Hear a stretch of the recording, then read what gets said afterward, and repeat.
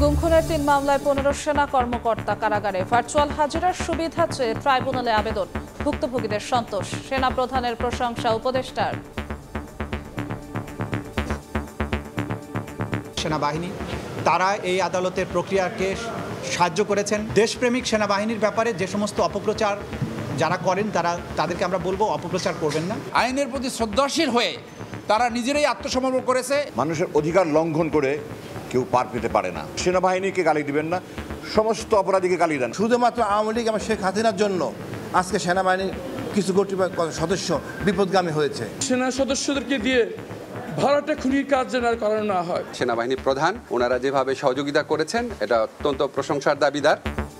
জুলাই হত্যাযজ্ঞের মামলায় শেখ হাসিনা সহ ৩ জনের বিচার কাজ শেষ হচ্ছে কাল। রায়ের তারিখ দেবেন ট্রাইব্যুনাল। দেখছিলেন প্রধান শিরোনাম। সন্ধ্যার সময় সঙ্গে আছি আমি জিন্নাতারা যশোয়া। অন্যান্য শীর্ষ সংবাদ।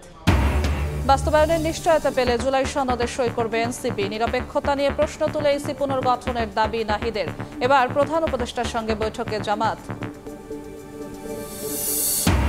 সরকার থেকে দলীয় লোক না সরালে সুষ্ঠু নির্বাচন নিয়ে শঙ্কা বিএনপির। আন্দোলনের শরিকদের সঙ্গে আসন সমঝোতা করবে বিএনপি, জানালেন মির্জা ফখরুল।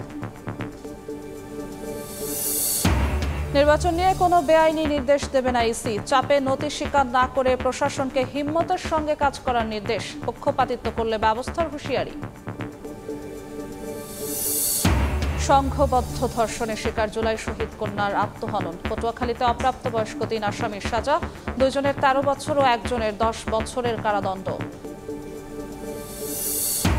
এবং চট্টগ্রাম মেডিকেলে পুলিশকে ছুরিকাঘাত করে পালায় ছিনতাইকারী। চক্রের 8 সদস্য গ্রেফতার। কক্সবাজারে মানব পাচার চক্রের 4 সদস্য আটক।